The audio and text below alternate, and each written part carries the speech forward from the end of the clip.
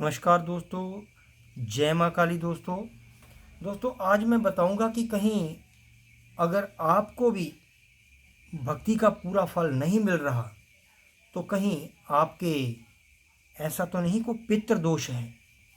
कई बार आप बार बार साधना कर रहे हैं, कई बार आप बार बार जिस काम को हाथ डालते हैं अगर वो आपका बनता काम बिगड़ जा रहा है, कहीं ऐसा तो नहीं कोई पितृ दोष है। तो दोस्तों मैं आपको बताऊंगा कैसे मिलता है पितरों को भोजन, साथ में ये भी बताऊंगा श्राद्ध करने से आपको कौन कौन से लाभ मिलते हैं, पितरों को भोजन कराने से कौन कौन से आपको लाभ मिलते हैं और अगर नहीं कराते तो क्या नुकसान होते हैं। वीडियो को स्किप मत करिएगा, ध्यान से मेरी वीडियो को पूरा देखना दोस्तों प्राय कुछ लोग यह शंका करते हैं कि श्राद्ध में समर्पित की गई वस्तुएं पितरों को कैसे मिलती हैं।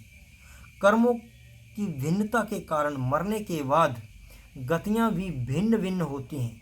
कोई देवता, कोई पितृ, कोई प्रेत, कोई हाथी, कोई चींटी, कोई वृक्ष और कोई तृण बन जाता है। तब मन में ये शंका होती है कि छोटे से पिंड से अलग अलग योनियों में पितरों को तृप्ति कैसे मिलती है। ये शंका का स्कंद पुराण में बहुत सुंदर समाधान मिलता है। तो दोस्तों वीडियो पूरी देखा करिए मेरी।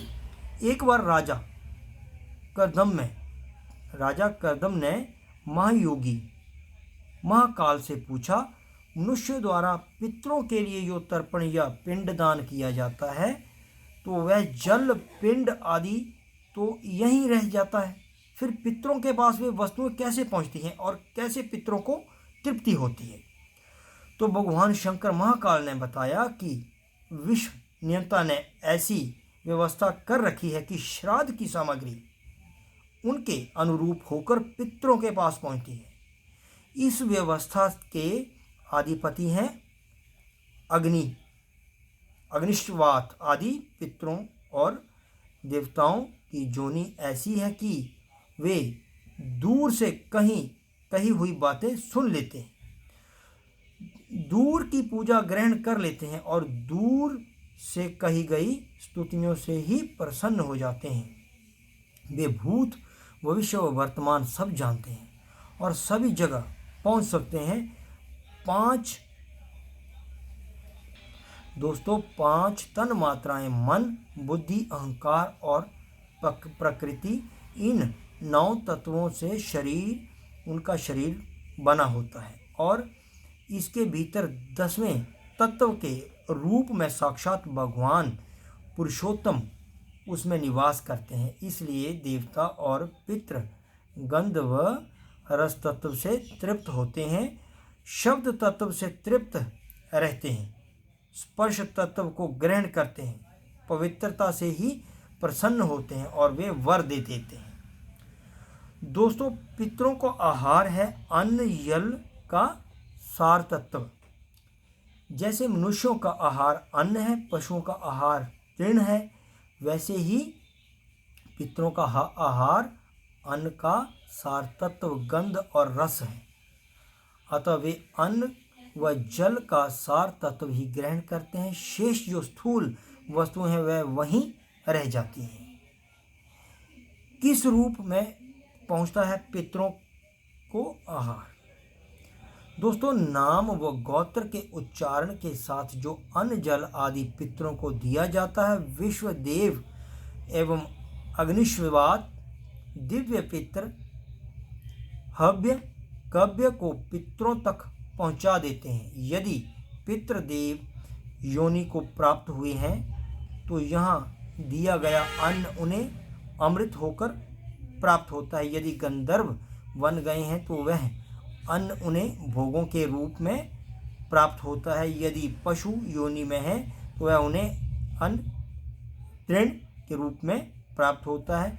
नाग योनि में वायु रूप से, यक्ष योनि में पान रूप से, राक्षस योनि में अमिष रूप में, दानव योनि में है तो मांस रूप में, प्रेत योनि में है तो रुधिर रूप में और मनुष्य बन जाने पर भोगने योग्य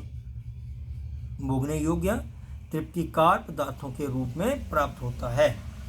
इस प्रकार बछड़ा युंड में अपनी माँ को ढूंढ ही लेता है। उसी प्रकार नाम, गोत्र, हृदय की वक्ति एवं देश काल आदि के सहारे दिए गए पदार्थों को मंत्र पितरों के पास पहुंचा देते हैं। जीव चाहे सैकड़ों योनियों को भी पार क्यों ना कर गया हो, तृप्ति तो उसके पास पहुंच ही जाती है। तो दोस्तों, श्री राम द्वारा श्राद्ध के आमंत्रित ब्राह्मणों को सीता जी ने किए राजा दशरथ व पितरों के दर्शन।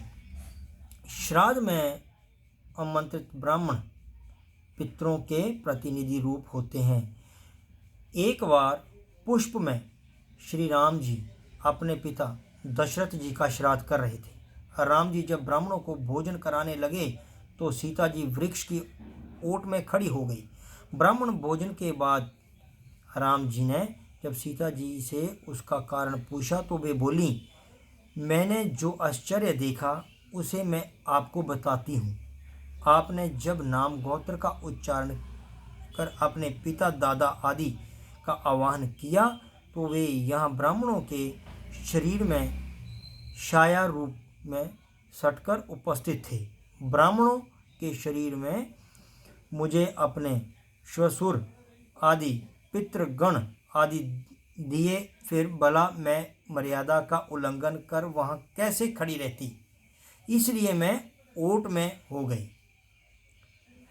तुलसी से पिंडार्चन किए जाने पर पितृगण प्रलय प्राप्त तृप्त रहते हैं।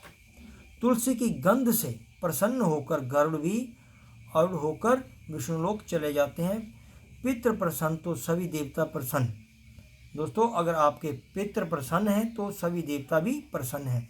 श्राद्ध से बढ़कर और कोई कल्याणकारी कार्य नहीं है और वंश वृद्धि के लिए पितरों की आराधना ही एकमात्र उपाय है।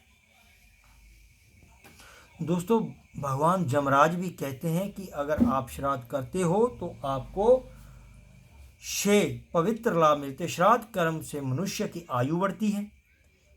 पितृगण मनुष्य को पुत्र प्रदान कर वंश का विस्तार करते हैं। परिवार में धन धान्य का अंबार लगा देते हैं। श्राद्ध क्रम मनुष्य के शरीर में बल पौरुष की वृद्धि करता है और यश व पुष्टि प्रदान करता है। पितृगण स्वास्थ्य, बल, श्रेय, धन धान्य आदि सभी सुख, स्वर्ग व मोक्ष प्रदान करते हैं। श्राद्ध पूर्वक श्राद्ध करने वाले के परिवार में कोई क्लेश नहीं रहता। वन व समस्त जगत को तृप्त कर देता है।